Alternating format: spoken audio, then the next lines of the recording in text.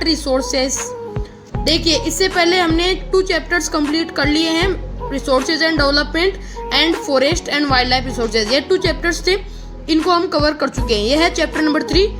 इससे पहले हम कर चुके हैं पार्ट 1, ये है हमारा पार्ट 2। तो देखिए पार्ट 2 शुरू करते हैं। पार्ट 2 के अंदर हमारा टॉपिक आता है dams. So what is dams?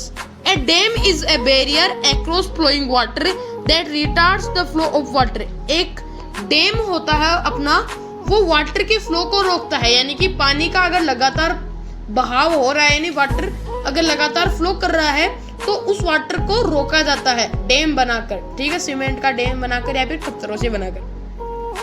These projects and dams are also been the cause of environmental movement like Narmada Bachao आंदोलन and many more। और डैम्स के कारण क्या होता है कि ये प्रोजेक्ट चलाए जाते हैं, जिससे क्या होता है इन्वायरमेंटल मूवमेंट होते हैं, जैसे कि नर्मदा बचाओ मूवमेंट हुआ था, यानी डैम के कारण ही नर्मदा बचाओ मूवमेंट हुआ था, ठीक है।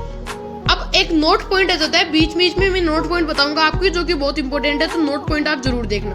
नर्मदा बचाओ आंदोलन और save Narmada movement is a non governmental organisation. Narmada Bachao Andolan हुआ था गुजरात के अंदर, जिसे हम नर्मदा मूवमेंट भी कहते हैं, सेव नर्मदा मूवमेंट। वो क्यों हुआ था?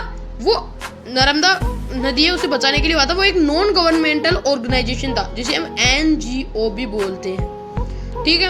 अब कुछ बातें हैं जो कि आपको पता होना बहुत जरूरी है, नॉलेजेबल पॉइंट्स अपने, तो देख लेते हैं नॉलेजेबल पॉइंट्स कौन से हैं। Sardar Sarovar dam has been built over the Narmada river in Gujarat. This is one of the largest water resource projects of India covering 4 states Maharashtra, Madhya Pradesh, Gujarat and Rajasthan. Sardar Sarovar dam थी अपनी एक, और वो डैम नर्मदा रिवर के ऊपर बनाई गई थी गुजरात के अंदर, ठीक है। नर्मदा नदी जा रही थी नीचे से और ऊपर अपनी एक ये बना दी गई थी तो इसके कारण आंदोलन हुआ था, नर्मदा बचाओ आंदोलन। तो ये 4 स्टेट्स के अंदर हुआ था, ठीक है। अगला टॉपिक आता है floods. So when the floods occurs the big dams have mostly been unsuccessful in controlling floods. At the excessive rainfall due to floods, there is not only the loss of life and property, it also causes soil erosion। हम dams क्यों बनाते हैं? मान लीजिए हमारे excessive rainfall हो रही है, यानी बरसात बहुत ज्यादा मात्रा के अंदर हो रही है, तो बरसात के पानी को बचाने के लिए यानी फ्लड्स नहीं आए, जिसके कारण डैम्स बनाते हैं। तो डैम्स के कारण होता क्या है कि जब ज्यादा बरसात होती है तो डैम्स टूट जाती है, उस पानी को अनसक्सेसफुल हो जाती है उस पानी को रोकने के लिए, ठीक है। और फ्लड्स आ जाती है, और फ्लड्स के कारण क्या होता है, हमारे जो लाइफ है उसका लॉस होता है और हमारी प्रॉपर्टी का भी होता है, और उसी के साथ जो हमारी सॉइल है वो उसका इरोजन भी होता है, यानी सॉइल का कटाव भी होता है।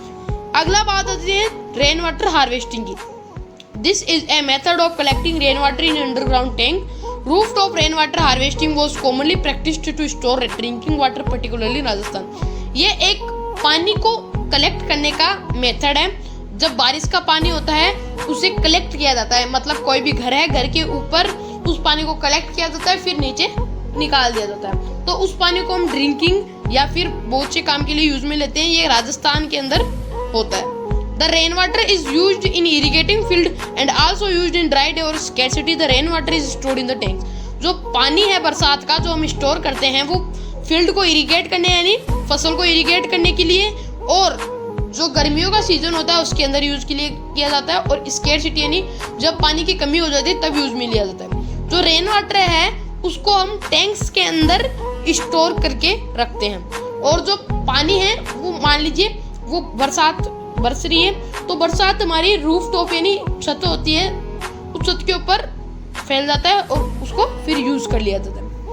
अब अपनी नेक्स्ट नोट पॉइंट्स की बात आती है, तो वो क्या है वो देख लेते हैं। रेन वाटर हार्वेस्टिंग के अंदर नोट पॉइंट्स बात आती हैं। Tamil Nadu is the first state in India which has made rooftop rainwater harvesting structure compulsory to all the houses across the state।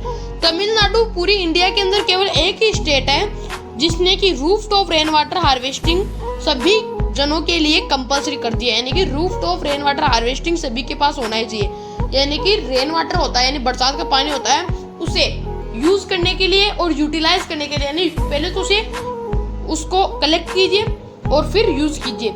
तो वो सिस्टम सभी के लिए लागू कर दिया गया है तमिलनाडु के अंदर, ठीक है। और इसी पर जो हमारा तमिलनाडु है वो इस इंडिया का सबसे पहला स्टेट बना जिसके अंदर रूफटॉप रेन वाटर हार्वेस्टिंग है वो कंपलसरी कर दिया गया सभी के लिए। तो देखिए इसी के साथ ये चैप्टर मैंने कवर कर दिया है। तो देखिए इससे पहले जो आपने पार्ट 1 नहीं देखा है तो वो जरूर देखना, उसकी लिंक मैं डिस्क्रिप्शन में दे दूंगा। और जो इससे पहले वाले हमने 2 चैप्टर कवर किए हैं तो वो भी आप जरूर देखिएगा। ये चैप्टर हमारा थोड़ा इम्पोर्टेंट है और मैं इन्हीं के साथ बहुत इम्पोर्टेंट आपको क्वेश्चन भी करवा दूँ, तो आप क्वेश्चन भी जरूर देखिएगा। ठीक है, तो मेरे चैनल को सब्सक्राइब कर दीजिए और बेल आइकन को भी दबा दीजिए, तब भी मैं इंपॉर्टेंट क्वेश्चन और चैप्टर आपके लिए अपलोड करता हूँ तो आपके पास उसका नोटिफिकेशन पहुँचे। थैंक्स।